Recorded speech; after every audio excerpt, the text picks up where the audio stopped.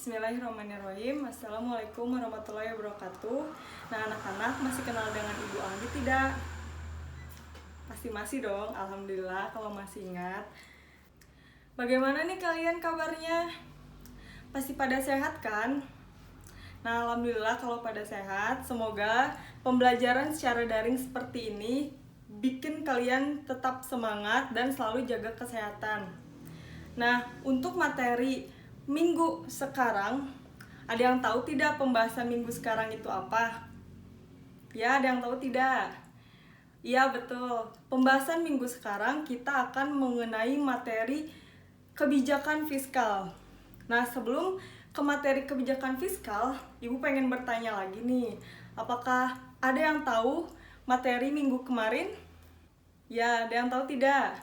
Ya, betul. Minggu kemarin kita membahas kebijakan moneter. Nah, apa sih kebijakan moneter itu? Ada yang tahu tidak? Ya, betul. Ada lagi? Ya, baik. Nah, kebijakan moneter adalah kebijakan yang diperlukan memegang otoritas moneter untuk mengatur jumlah uang yang beredar, untuk meningkatkan pertumbuhan ekonomi, kestabilan perekonomian, dan kestabilan harga-harga, dan memperbaiki kinerja perekonomian. Jadi bagaimana sih kerja dari kebijakan moneter itu? Nah, moneter ini mengatur jumlah uang yang beredar yang dilakukan oleh Bank Sentral dan Bank Indonesia. Nah, itu adalah pembelajaran mengenai kebijakan moneter yang sudah kita bahas minggu kemarin. Sekarang kita akan membahas mengenai kebijakan fiskal. Sebelum kita lanjut, Ibu akan memberikan peta konsep untuk kebijakan fiskal. Yang pertama itu ada bagian A. Bagian A ini ada pengertian, tujuan, dan peran dari kebijakan fiskal. Yang kedua, bagian B adalah macam-macam kebijakan fiskal. Bagian C adalah instrumen kebijakan fiskal. Dan bagian D terakhir adalah perbedaan antara kebijakan fiskal dan kebijakan moneter. Nah, ini adalah pengertian dari kebijakan fiskal.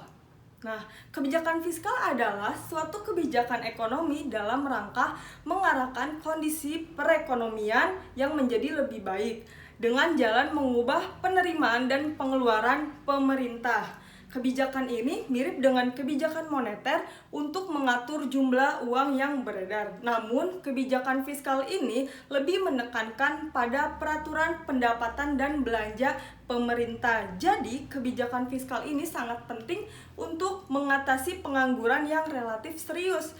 Jadi, melalui kebijakan fiskal ini, pengeluaran agregat dapat bertambah sehingga akan meningkatkan pendapatan nasional dan tingkat pengangguran tenaga kerja. Nah, itu adalah kebijakan fiskal.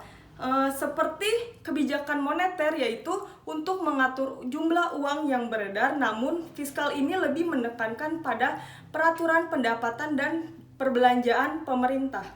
Nah, ada tujuan utama dari kebijakan fiskal ini adalah kebijakan fiskal yang dikeluarkan untuk menentukan arah, tujuan, sasaran, sehingga prioritas pembangunan nasional serta pertumbuhan ekonomi sebuah negara. Jadi, tidak hanya itu, pemerintah juga bertanggung jawab untuk membuat undang-undang dan program demi menjaga setiap penduduknya agar berada di kondisi ekonomi yang lebih baik. Jadi, dengan kondisi ekonomi yang lebih baik, maka kebijakan fiskal ini menekankan pendapatan dan belanja pemerintah. Nah, kebijakan ini sangat penting untuk pengangguran yang relatif serius. Jadi, sebuah negara maka melaluinya kebijakan ini, pengeluaran agregat dapat bertambah sehingga akan meningkatkan pendapatan nasional dan penggunaan tenaga kerja sehingga menimbulkan terjadinya kondisi ekonomi itu yang lebih baik dengan peran kebijakan fiskal ini. Berikut ini adalah tujuan-tujuan kebijakan fiskal. Yang pertama itu ada mendorong pertumbuhan ekonomi. Mendorong pertumbuhan ekonomi ini tujuan utamanya dari kebijakan fiskal adalah memperoleh tingkat pertumbuhan ekonomi yang tinggi. Dengan tingkat ekonomi yang tumbuh cepat, berbagai macam bisnis di negara ini akan berkembang pesat dan negara ini akan berkembang mendapatkan banyak keuntungan dan pendapatan. Nah, selain itu, keuntungan pendapatan ini akan memperoleh banyaknya uang belanja oleh semua pembisnis, di mana bisa meningkatkan investasi dan pendapatan bisnis dan mengarah ke pertumbuhan ekonomi. Nah, terus kita lanjut, ada pekerjaan dan mencegah pengangguran. Tujuan kebijakan fiskal yang kedua ini untuk mencapai tingkat pekerja yang tinggi serta bisa mencegah pengangguran. Nah, pasalnya pengangguran pekerja cenderung memiliki sedikit uang untuk dibelanjakan, sehingga hal tersebut bisa menghambat sebuah pertumbuhan ekonomi. Nah, yang ketiga ini ada stabilitas ekonomi atau harga. Tujuan lain dari kebijakan fiskal ini adalah untuk menstabilkan ekonomi dengan cara mengurangi dampak fluktuasi dalam perekonomian. Nah, kita lanjut anak-anak. Sekarang kita akan membahas peran kebijakan fiskal. Peran kebijakan fiskal ini mengusahakan peningkatan kemampuan pemerintah dalam rangka meningkatkan sejahtera rakyat dengan cara memperbesar ataupun memperkecil pengeluaran pemerintah, penerimaan pajak, ada jumlah transfer oleh pemerintah, dan terakhir adalah peran kebijakan fiskal. Nah, peran kebijakan fiskal antara lain ada yang pertama itu menurunkan tingkat inflasi, yang kedua meningkatkan produksi domestik bruto, yang ketiga mengurangi tingkat pengangguran, dan yang keempat itu adalah meningkatkan pendapatan masyarakat. Nah, sudah paham kan mengenai materi yang tadi Ibu sampaikan? Ada pengertian dari kebijakan fiskal, ada tujuan dari kebijakan fiskal, dan ada peran dari kebijakan fiskal. Sekarang kita akan lanjut membahas mengenai macam-macam kebijakan fiskal.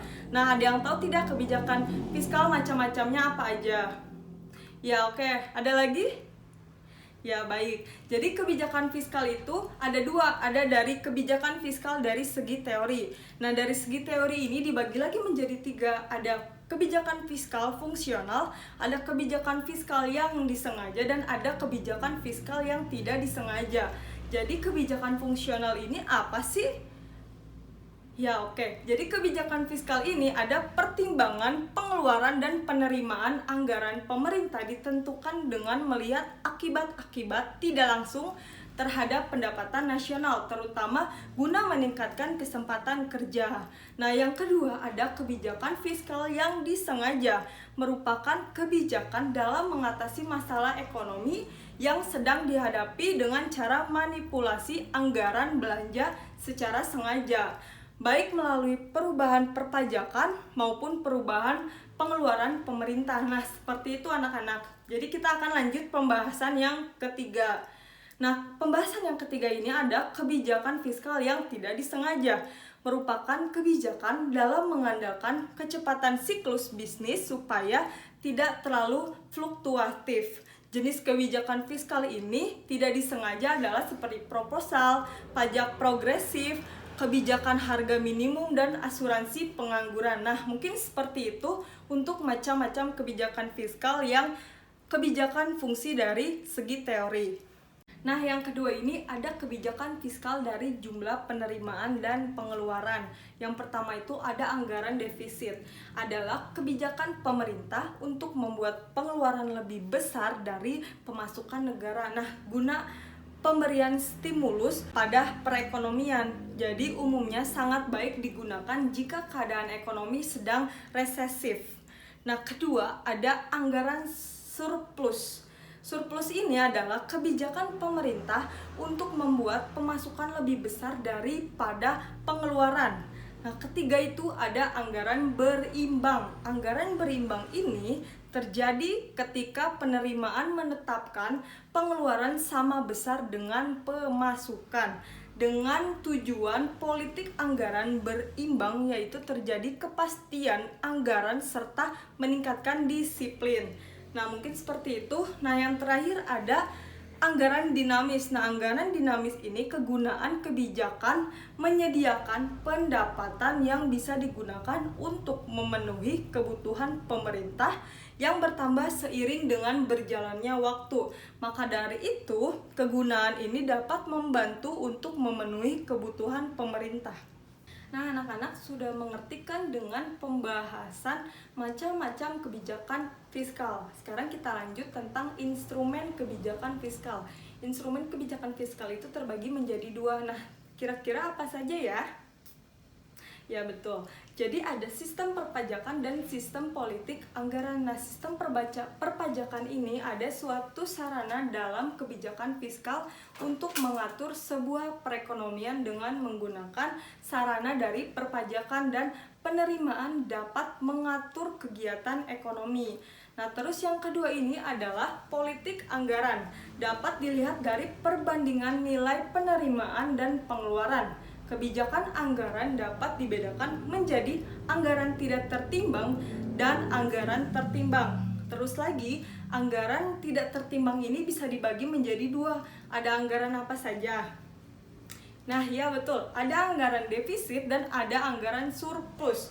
Nah, anggaran defisit ini adalah anggaran yang lebih besar pengeluarannya daripada penerimaan, dan memang direncanakan sebab pengeluaran pemerintah ini direncanakan lebih besar daripada penerimaan. Nah, yang kedua ada anggaran surplus. Surplus ini adalah kebalikan dari anggaran defisit. Dalam anggaran surplus ini, penerimaan merencanakan penerimaan lebih besar daripada pengeluaran. Nah, jadi ada perbedaannya ya dari defisit sama surplus. Defisit ini adalah penerimaan direncanakan lebih besar daripada penerimaan. Sedangkan surplus ini adalah penerimaan direncanakan lebih besar daripada pengeluaran. Nah, seperti itu anak-anak. Nah, itu adalah teori dari instrumen kebijakan fiskal. Udah mengerti kan anak-anak? Pasti kalian sudah pada paham. Sekarang kita lanjut mengenai perbedaan antara kebijakan fiskal dan kebijakan moneter. Ayo kita lanjut. Sekarang perbedaan kebijakan fiskal dan kebijakan moneter itu apa sih? Ya, ada lagi? Ya, oke. Jadi kebijakan fiskal maupun moneter ini merupakan kebijakan ekonomi yang bertujuan sama-sama untuk menjaga stabilitas ekonomi negara sehingga tercipta pembangunan yang merata. Namun kedua jenis kebijakan ekonomi ini tidaklah sama, tetapi ada perbedaan yang cukup signifikan. Seperti kebijakan moneter adalah kebijakan pemerintah dalam mengatur jumlah uang yang beredar. Kalau kebijakan fiskal adalah kebijakan pemerintah dalam memungut pajak dan membelanjakan dalam kegiatan-kegiatannya. Nah, ini adalah perbedaan kebijakan fiskal dan moneter. Yang pertama itu adalah pelaku kebijakan. Dilihat dari pelaku kebijakannya, kebijakan fiskal dan moneter itu jelas sangat berbeda. Kebijakan fiskal dilakukan oleh pemerintah dan kebijakan moneter dilakukan oleh Bank Sentral atau Bank Indonesia. Meski tak tertutup kemungkinan bahwa penerimaan pun bisa turun adil dalam kebijakan moneter. Berkenaan dengan turut campurnya pemerintah, kebijakan moneter dapat melaksanakan dibedakan menjadi dua. Ada kebijakan moneter langsung dan kebijakan moneter tidak langsung. Nah, terus lain halnya dengan kebijakan fiskal loh. Kebijakan fiskal ini yang menjadi otoritas dan dilakukannya oleh pemerintah saja tanpa melibatkan bank sentral. Nah, yang kedua kita lanjut dengan langkah kebijakan. Langkah kebijakan ini ketidakstabilan kondisi ekonomi menumbuhkan solusi dan penanganan yang tepat agar stabilitas tetap terjaga. Sebab itu dibutuhkan langkah-langkah menerapkan kebijakan yang tepat.